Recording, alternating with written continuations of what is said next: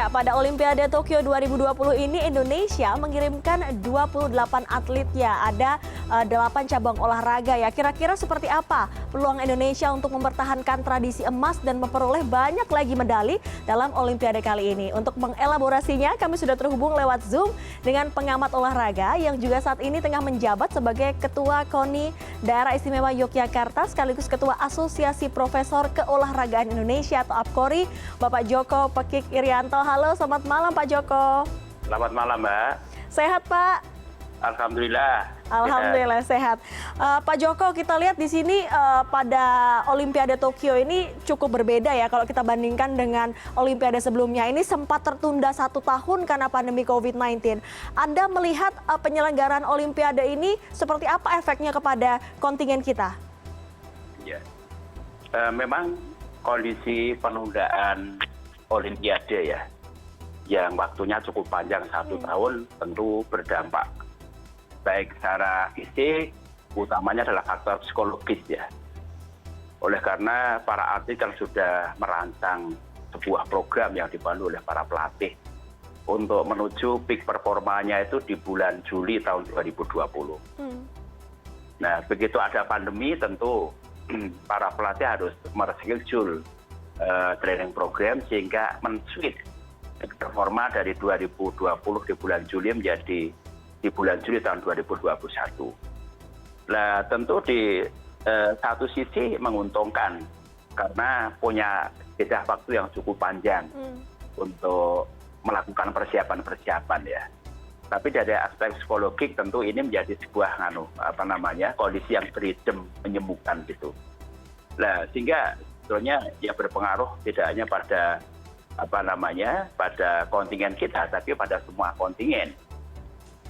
Nah, kontingen kita tentu harus bisa menyikapi dengan baik bagaimana menggunakan waktu yang panjang ini untuk bisa terus memompa semangat para atlet sehingga alhamdulillah kita bisa lolos, ada berapa 28 atlet ya yang berangkat ke Tokyo.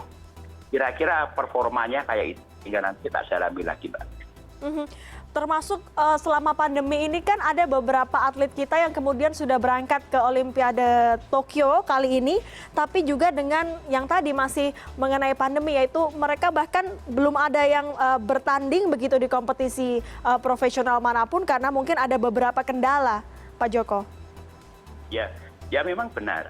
Ini kan dialami oleh semua kondisi dunia ya, sehingga istilahnya bagaimana dia mencoba memaksimalkan performa dengan tryout di berbagai event itu yang tidak dapat. Nah, sehingga nanti negara mana yang akan kuat itu adalah mereka yang mampu menggunakan strategi, misalnya dengan menggunakan simulasi pertandingan. Kemudian mereka mengkarantina para atlet sehingga terbebas dari masalah pandemi dan sebagainya. Itu yang perlu dilakukan, Mbak. Kalau Pak Joko sendiri melihat dari 8 cabang olahraga yang kita punya wakil ya di cabang olahraga tersebut, mana yang paling jadi andalan dan pasti punya target medali terutama di bulu tangkis. Yang menjadi andalan Anda bisa menghasilkan medali? Cabur apa saja Pak Joko?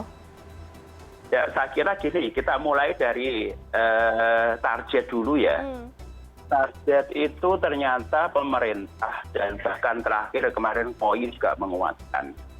Jadi target kita tidak menuju pada berapa medali emas yang kita dapat, tapi lebih cenderung pada peringkat yang menaik gitu. Seperti kita ketahui bahwa peringkat kita sekarang terakhir di Jaro Brasil itu kan pada peringkat 46. Dan nampaknya Indonesia hanya akan membidik naik.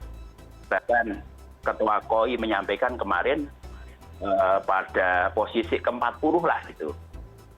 Tapi sebetulnya begini, dari perjalanan dari Olimpiade ke Olimpiade, kalau dengan target hanya peningkatan peringkat itu saja, saya kira nggak terlalu signifikan ya. Apalagi kelolosan atlet kita sekarang itu 28 atlet kan sebetulnya hanya mengulang tahun 2016 persis 28 atlet. Karena pada tahun 2012 di London itu kita lolos 22 atlet. Kemudian 2016 di Brasil lolos 28 atlet. Nah, sekarang juga 28 atlet. Nah, sehingga grafiknya nggak meningkat, gitu ya, nggak meningkat. Nah, oke, sekarang kita bicara soal target real. Sebetulnya kita lebih suka kalau target realnya tuh diwujudkan dalam bentuk target perolehan medali emas. Ingin meningkat dari 46 ke 40, tentu hitung-hitungannya adalah berapa persen medali emas didapat dari seluruh medali emas yang dipertandingkan.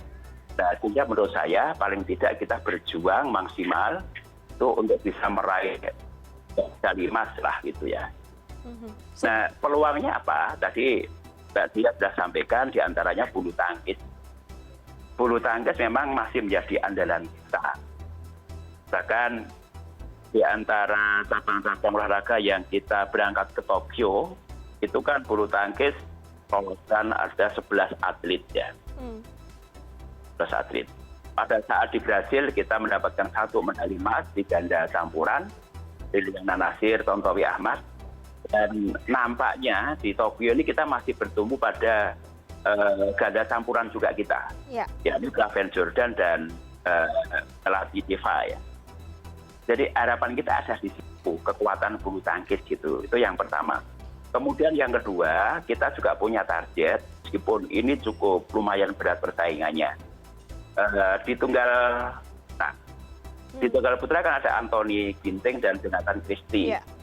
Ya mudah-mudahan satu di antara dua itu bisa menyusul keperkasaan dari ganda campuran kita. Nah, harapan kita nanti minimal dari bulu tangkis itu bisa 1, topor bisa 2. Tapi kita masih punya cadangan yakni di angkat besi.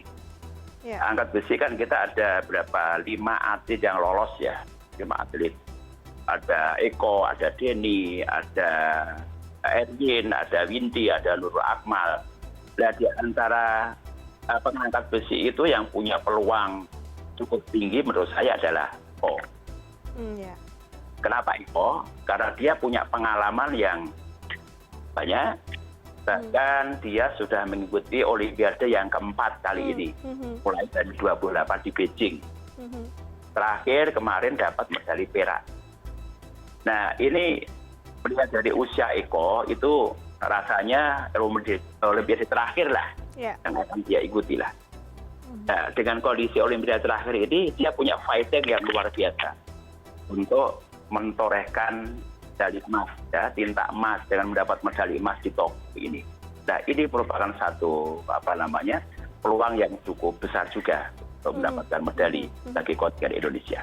Pak Joko, terakhir, itu ya, Mbak Dia. Pak Joko, terakhir ini kalau kita lihat nama-namanya yang masuk dalam kontingen Indonesia, terutama di cabang olahraga yang kemudian punya peluang besar mendapatkan medali, ini adalah orang-orang yang sudah beberapa kali mengikuti Olimpiade. Anda menilai memang regenerasi kita untuk menyambut event-event sebesar ini tidak berjalan dengan baik atau bagaimana? Saya kira iya. Regenerasi pembinaan atlet-atlet utamanya dalam kali ini adalah bulu tangkis itu perlu diperbaiki memang.